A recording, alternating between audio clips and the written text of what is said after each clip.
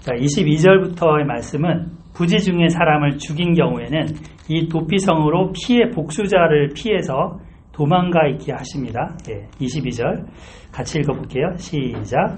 악의가 없이 우연히 사람을 밀치거나 기회를 엿봄이 없이 무엇을 던지거나 보지 못하고 사람을 죽일 만한 돌을 던져서 죽였을 때 이는 악의도 없고 해하려 한 것도 아닌즉. 이거 이제 그야말로 우연이라는 말이 나오죠. 악의가 없이 우연히, 또 기회를 엿봄이 없이 뭘 딱 던졌는데 그게 이제 돌에 다른 사람이 맞았어요. 정말 의도하지 않았는데, 뭐 2층에 사는데 좀 뭐 이렇게 무거운 쓰레기를 바깥으로 내던졌나요? 밑에 지나가는 사람이 갑자기 얻어맞아갖고 그럴 수도 있잖아요. 그래갖고 이런 사람들일 경우에는 이렇게 하라라는 겁니다. 세상의 법에서도 범죄했을 때 이 사람이 사전에 치밀하게 계획을 한 거냐, 그 의도를 갖고 있었냐를 살핍니다. 그래서 만약에 의도하지 않은 거라면 정상 참작이라는 걸 해줍니다. 그죠? 하나님께서도 살인자가 악의가 있었느냐 악의가 없었느냐, 이 참 매우 중대한 문제인데 그거를 말씀하고 계십니다. 고의적인 그런 악의가 없는 사람에 대해서는 살려줄 수 있도록 그렇게 하라는 거죠. 24절부터 25절에 보면 회중이 보는 앞에서 재판을 거쳐서 우연히 사람을 죽인 게 밝혀지면 그를 도피성으로 다시 돌려보내라 하십니다. 그래서 뭔가 도피성으로 가서 이제 이 사람이 살도록 하는데, 이 마지막에 보면 25절 마지막에 보면 어떤 말씀이 나오냐면 대제사장이 죽기까지 대제사장이 죽기까지 그 도피성에 피해 있으라 하십니다. 28절도 나오죠. 28절 이는 살인자가 대제사장이 죽기까지 그 도피성에 머물러야 할 것임이라. 대제사장이 죽은 후에는 그 살인자가 자기 소유의 땅으로 돌아갈 수 있느니라 하셨습니다. 그러니까 자기 집에서 나 살래요. 저는 정말 우연히 한 거고 이게 이제는 밝혀졌잖아요. 나 이제 도피성이 아니라 우리 집에 살게 해주세요. 돈이 필요해. 보석금 낼게요. 그래도 안 돼요. 대제사장이 살 때까지는 도피성에 있어야 합니다. 어찌 보면 보복하는 자로부터 그러니까 보복을 안 당해서 피해 있는 거기도 한데, 또 반대쪽으로 해서 보면 감금되어 있는 거죠. 도피성이라는 성읍에 감금되는 겁니다. 언제까지? 대제사장이 살아있는 동안에는 그런 거죠. 그래서 이제 대제사장이 죽은 후면 자기 집으로 돌아가서 자유인의 몸이 될 수 있습니다. 이 도시 안에서만 살 수 있고 도시 바깥으로는 나갈 수 없습니다. 나가면 보복을 받을 수 있습니다. 이 합법적으로 친족 고엘로부터 보복을 당할 수 있습니다. 그리고 보호를 안 해주는 거죠. 도피성이 있는다는 것. 그래서 할 말이 없어요. 만약에 나가면. 자, 여기서 중요한 게 뭔지 아시겠습니까? 대제사장이 죽을 때까지 지금 죄는 없다라는 그 무죄 추정이 되지 않는다는 겁니다. 대제사장이 살아있는 동안에는 여전히 이 사람이 죄가 있다라는 겁니다. 근데 대제사장이 죽으면 사면되는 거죠. 죄가 없다라고 해서 풀려나는 거죠. 마치 광복절 특사로 이렇게 풀려나듯이 자기 집으로 돌아갈 수 있습니다. 근데 여기에 복음의 비밀이 또 담겨 있다고 보여집니다. 우리 예수님도 자기가 제물이면서 동시에 영원한 대제사장이라고 하셨습니다. 이분이 십자가에 피 흘려서 우리가 받을 그 형벌을 대신 당하셨습니다. 그래서 그분이 죽으심으로 인해서 우리에게는 이제 자유함이 주어졌습니다. 죄와 사망 권세로부터 정죄의 화살로부터 자유케 된 거죠. 도피성 안에 우리가 더 이상 머물러 있지 않아도 되고 자유롭게 어디든 다닐 수 있게 되는 그런 존재가 된 겁니다. 이 대제사장이 죽으셨다니까요. 예수님이 죽으셨습니다. 자, 한편 이 가나안 땅에 이제 들어가게 됐을 때 이 도피성이라는 제도를 주셨다는 것은 이 지금 현재 말씀을 듣고 있는 모압 땅 그 평지 요단강 그 건너편에 듣는 이 백성들이 가나안 땅을 뭐로 생각하기 쉬우냐면 천국처럼 생각하기 쉬워요. 저기 들어가면 그야말로 젖과 꿀이 흐르는 땅이고 아무 문제 없고 맨날 강 같은 평화고 행복할 거다. 그렇게 생각하기 쉽지만 아니라는 거예요. 거기 들어가도 여전히 이런 살인이 일어날 수 있고 상해가 일어날 수 있고 억울한 일이 일어날 수 있다는 겁니다. 그러나 하나님이 이렇게 제도를 주시면서 너희들이 이 말씀대로 살면 서로 보호가 되면서 살 수 있다 하신 것입니다. 네. 자, 29절 30절 이는 너희의 대대로 거주하는 곳에서 판결하는 규례라. 사람을 죽인 모든 자 곧 살인한 자는 증인들의 말을 따라 죽일 것이나 한 증인의 증거만 따라서 죽이지 말 것이요. 그러니까 재판을 이제 받게 하는데 어떤 한 사람 증인만 세워서 하면 위험하죠. 만약에 이제 그 사람하고 뭔가 이권이 연루되어 있는 사람이면 어떻게 해요? 거짓 증언을 할 수도 있잖아요. 그래서 두세 사람의 증언을 받도록 하고 있습니다. 최대한 공의롭게 재판을 하라는 거죠. 31절부터 34절을 읽어볼게요. 고의로 살인죄를 범한 살인자는 생명의 속전을 받지 말고 반드시 죽일 것이며 또 도피성에 피한 자는 제사장이 죽기 전에는 속전을 받고 그의 땅으로 돌아가 거주하게 하지 말 것이니라. 여기 나오죠. 돈 내서 이렇게 풀어주지 말라는 거예요. 그냥 자기 집으로 돌아가게 하지 말라는 거예요. 33절 너희는 너희가 거주하는 땅을 더럽히지 말라. 피는 땅을 더럽히나니 피 흘림을 받은 땅은 그 피를 흘리게 한 자의 피가 아니면 속함을 받을 수 없느니라. 마지막 절 같이 읽어볼게요. 시작. 너희는 너희가 거주하는 땅 곧 내가 거주하는 땅을 더럽히지 말라. 나 여호와는 이스라엘 자손 중에 있음이니라. 네. 이렇게 도피성을 주신 이유가 지금 34절에 분명하게 나오죠. 그들이 거주하는 땅인데 이곳이 동시에 누가 거주한다고요? 하나님이 그 땅에 거주하신다는 겁니다. 그것이기 때문에 도피성을 주셨습니다. 거룩하신 하나님이 피로 그 땅이 더럽히는 것을 같이 살면서 두고 볼 수 없다. 나는 그거 원치 않는다. 그 마음이신 겁니다.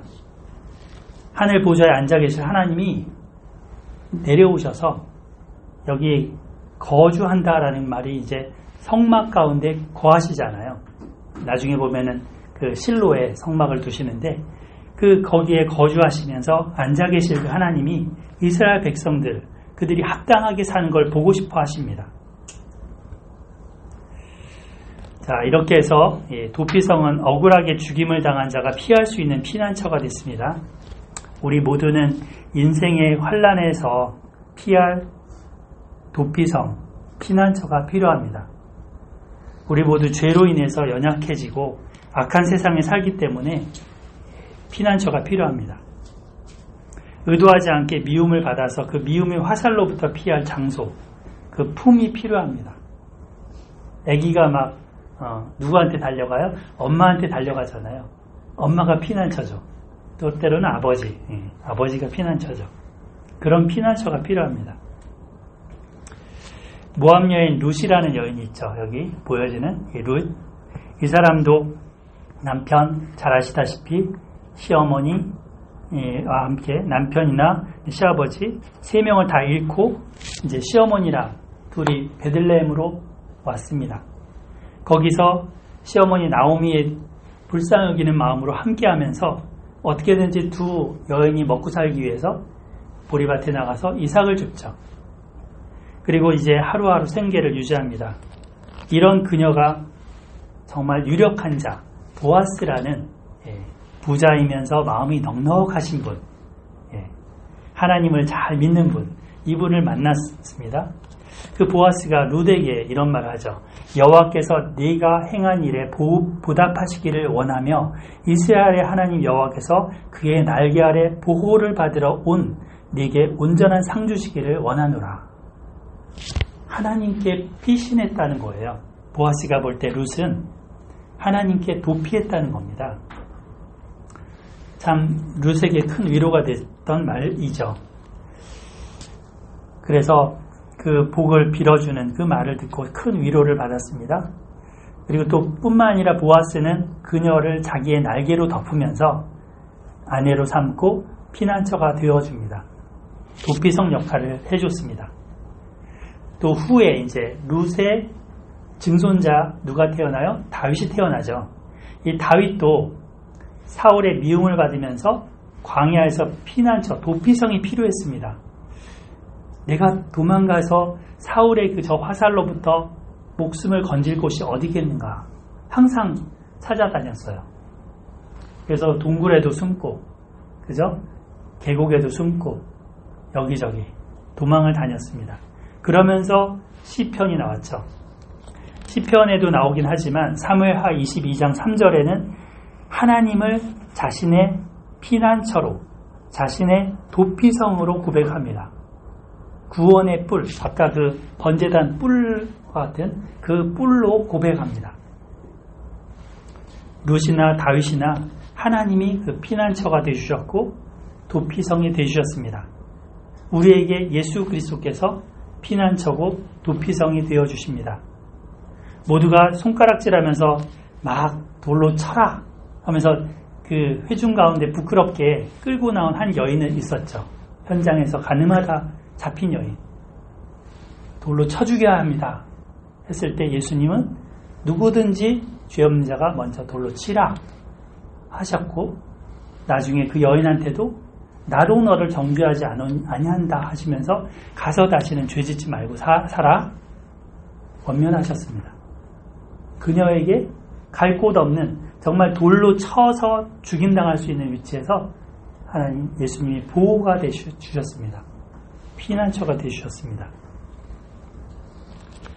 실수와 연약함으로 지은 죄로 인해서 사단의 공격을 받을 빌미를 가지게 된 그런 자라도 예수님 안에 들어가면 결코 정죄함이 없다라고 선언하십니다. 누구든지 예수 그리스도 안에 있는 자에게는 정죄함이 없나니, 그리고 새 삶을 살아갈 수 있습니다. 구약의 도피성은 신약의 예수님이십니다. 예수님이 City of Refuge, our refuge, my refuge입니다. 오늘날 이런 도피성 제도, 근데 지금은 없지만 우리 인생을 살아가는 동안에 이런 도피성을 경험하는, 예수 그리스도의 그 보호를 경험하는 장소가 또 필요하다고 생각이 듭니다. 21세기를 사는 우리에게 하나님이 주신 도피성은 뭘까요? 그거는 하나님이 주신 믿음의 가정입니다. 또 하나님이 하나님이 함께 하시는 교회입니다. 이곳이 도피성이 되어야 합니다. 가정과 교회가 도피성 같은 곳이라는 거죠. 가정에서 누가 잘못했다 그래서 금방 쫓아내나요? 아니죠. 자녀들이 실수했다고, 학교 성적 떨어졌다고, 잘못을 저질렀다고 내쫓냐는 거예요. 야단을 칠 수 있죠. 뭔가 바로 잡으려고. 그러나 그 아들을, 그 딸을 보듬어 안으려는 마음으로 이렇게 합니다. 이 가정은 실수를 용납해주고 보호하고 살려내는 곳입니다. 학교에서 선생님한테 혼나고 친구들한테 왕따 당하고 그럴 수 있습니다. 그렇지만 집에 오면 이 집은 도피성처럼 그런 아이를 받아주어야 하는 곳이어야 합니다. 교회도 마찬가지입니다. 교회도 세상에서 어떤 일을 하건, 이 사람이 어떤 직업을 가지건, 때로는 밖에서 무슨 실수를 하고 오더라도 교회에 오면 일단 이들을 받아주어야 합니다. 도피성과 같은 피신처가 돼야 되는 거죠. 무죄 추정의 원칙으로 사람을 용납할 수 있어야 합니다. 근데 가정에 갔는데, 집에 갔는데 잔소리만 막 하고 무시 막 하고 학대하고 이러면은 그 사람은 도피성, 피난처로 여기지 못하고 바깥으로 나가겠죠. 이런 청소년들이 가출 청소년이라고 합니다. 갈 곳이 없어서 길거리를 방황하면서 인생을 망쳐가고 있는 것입니다. 또 어떤 교회 가면 뭔가 차별을 느끼기도 합니다. 저기 가니까 내가 있을 만한 데가 아닌 것 같아. 내 마음이 여기 안정이 안 돼. 도피가 안 돼. 이런 그런 것을 느끼는 곳도 있습니다. 옛날에 이제 한참 우리 성결이랑 다니엘을 키울 때 저희 과천에 한 교회를 다녔었습니다. 근데 그때 이제 주일 예배 때 아이들하고 우리는 같이 애들이랑 예배를 드리고 싶어서 이제 본당이 이렇게 계단 타고 올라가면 본당이었어요. 거기를 딱 들어가려고 하는데 대예배당에서 애들은 못 들어간다는 막는 거예요. 어른들 예배에 방해된다고. 애들이 뛰어다닐 수 있다고 하면서 원천봉쇄를 했습니다. 딱딱한 얼굴로 엄하게 생긴 한 여자 권사님이 딱 막아서는데 저리로 내려가세요. 예, 저 밑에 지하에 아이들이 함께하는 예배당이 있다고 이제 그쪽을 안내했습니다. 근데 물론 그 의도는 그분도 선하게 하려고 한 거겠죠. 예.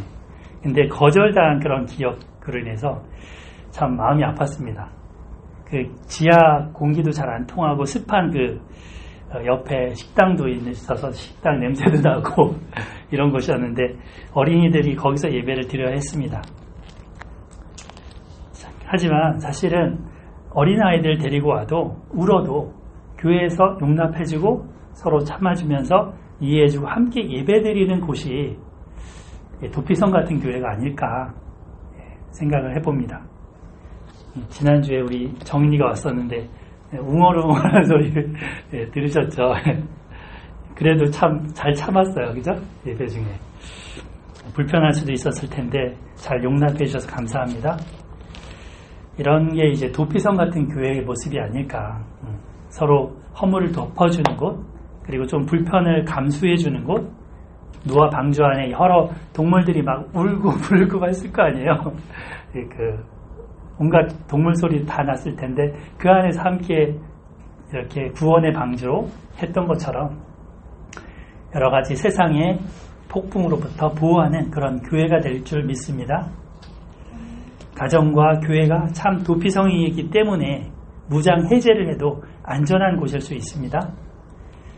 교회에서도 이제 뒤에서 함부로 뒷말을 한다거나 수근거리는 그런 것은 결코 하나님의 도피성을 주신 뜻과 마음을 모르는 죄악입니다. 또 집에서도 잔소리와 통제 이런 것 대신에 사랑과 용납으로 받아주어야 도피성 같은 기능을 합니다. 포기하지 않고 우리 부모들이 은혜와 진리의 가르침으로 늘 자녀들을 위해서 기도하며 섬겼으면 좋겠습니다. 키웠으면 좋겠습니다. 오래 참는 사랑, 허물을 덮어주는 사랑, 그리고 용납되어지는 그것이 가능한 가정과 교회의 공동체를 이뤄갑시다. 아멘. 정리하겠습니다. 오늘 우리는 도피성이라는 것을 정해주신 하나님의 마음에 대해 살펴봤습니다. 생명을 소중하게 여기는 그 하나님의 마음, 누구도 억울하게 처벌받지 않기를 원하는 하나님의 마음을 읽었습니다. 또 주님 자신이 도피성이 되시고 자신을 온전히 내어주신 그 주님을 만났습니다. 이 주님의 마음을 품고 가정과 교회와 일터에서 도피성 역할을 할 수 있는 에스라 소망교회 성도님들 되시기를 축복합니다. 아멘. 한 말씀 읽고 기도하겠습니다. 찬송가 하겠습니다. 35장 마지막 절 시작. 너희는 너희가 거주하는 땅 곧 내가 거주하는 땅을 더럽히지 말라. 나 여호와는 이스라엘 자손에 있음이니라. 아멘.